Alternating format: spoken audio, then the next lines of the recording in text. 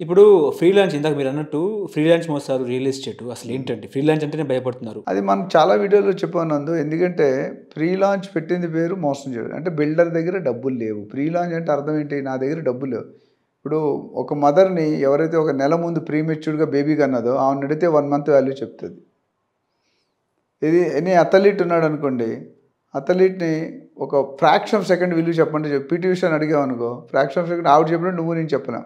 She knows just కన్ను మీద fraction of second సెకండే తక్కువ. ఫ్రాక్షన్ ఆఫ్ సెకండ్‌లో ఓడిపోతారు. గెలుస్తారు. మూడో పొజిషన్, నాలుగో పొజిషన్ వెళ్ళిపోతారు.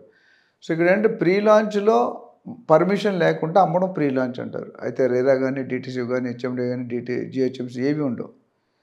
యాజ్ పర్ రెరా ప్రకారం మీరు చూసుకుంటే they are not supposed to sell properties without approval. Brochure కూడా ఇవ్వకూడదు.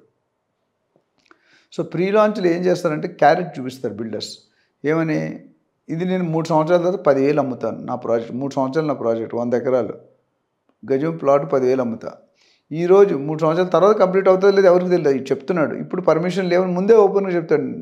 నిజాయితీగా చెప్తాడు. నా దగ్గర పర్మిషన్స్ లేవు, రెరా లేదు. అందుకని మీకు 6,500కి ఇచ్చేస్తాను అంటాడు గజం. 10,000ది కాస్త 6,000 అంటే 35% డిస్కౌంట్. బయ్యర్ ఏమవుతాడు? 3,500 తగ్గినట్టు చాలా తగ్గినట్టు కదా! ఇప్పుడు ₹1,00,00,000 ప్రాపర్టీకి 65 లక్షలకు వస్తుంది నీకు. సో టెంప్ట్ అవుతాం. టెంప్ట్ అయ్యి 90% 30 డేస్‌లో కట్టాలి.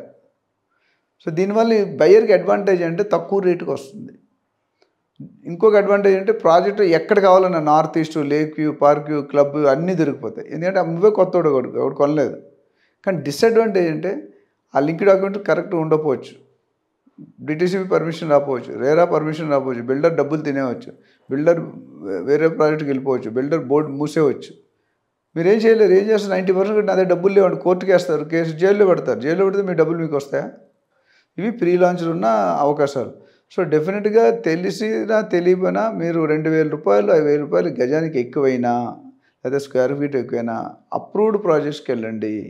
ప్లస్ ఆ ఫ్లోర్ ప్లాన్ ఏదో టెంపరరీ ఇస్తాడు, మార్చేస్తాడు. సో చిన్న ఎగ్జాంపుల్ చెప్తా. ఉప్పల్లో ఓ మంచి ప్రాజెక్ట్ 30 years old బిల్డర్. చాలా మంచి ప్రాజెక్ట్ గేటెడ్ కమ్యూనిటీ. నాకు తెలిసిన అలాగే ఒక స్పీకరు 2 కోట్ల ప్రాపర్టీని 1,30,00,000కి ఇచ్చేశారు. 2 కోట్ల ప్రాపర్టీ అంటే ఇస్తాన్నారు. 90 డేస్‌లో 1.2 crores కట్టేశారు. పర్మిషన్స్ లేవు. 3 నెలల్లో వస్తాయండి రెరా అని డీటీసీపీ అని చెప్పాడు. ఓకే. 3 నెలలైంది, 6 నెలలైంది, 9 నెలలైంది, 12 నెలల దాకా రాలే. కాబట్టి నన్ను అప్రోచ్ అయ్యాడు. అప్రోచ్ అయినప్పుడు ఆ బిల్డర్తో మాట్లాడడం. అంటే జనరల్గా అప్పుడు అక్కడ 2 చేంజెస్ చేసాడు. డబ్బులు లేవన్నాడు. ఇప్పుడు ఇంకా వస్తుంది అన్నాడు. పర్మిషన్ రాలేదు. ఈయన 65 years, 60 years హార్ట్ అటాక్ వచ్చే సిచ్యువేషన్లోనే. అప్పుడు ఏం చేయాలి మరి? అది కాకుండా ఫ్లోర్ ప్లాన్‌లో ఒక 1,700 స్క్వేర్ ఫీట్ అని పెట్టాడు. అంటే కార్పెట్ ఏరియా ఒక 20% కామన్ ఏరియా. మీకు లోడింగ్ ఉంటుంది. 1000 స్క్వేర్ ఫీట్ అంటే నీకు 800, 750 వస్తుంది. ఇప్పుడు ఏం చేశాడు? ఆ కామన్ ఏరియాని పెంచేసాడు. 28% చేశాడు. అంటే ఈయన 10, 12 లక్షలు ఎక్స్ట్రా పడుతున్నాయి. నీకు పేపర్ మీద లేదు కదా! ఎక్కడ నువ్వు సైన్ చేయలేదు, ఆయన సైన్ చేయలేదు. బ్రోచర్ మీద నార్మల్ ఏం చేస్తారు? రైట్ సైడ్ కార్నర్ ఒక క్లాస్ పెడతారు. దిస్ ఈజ్ అంటే temporary plan. It can be changed at any time without the knowledge of the buyer.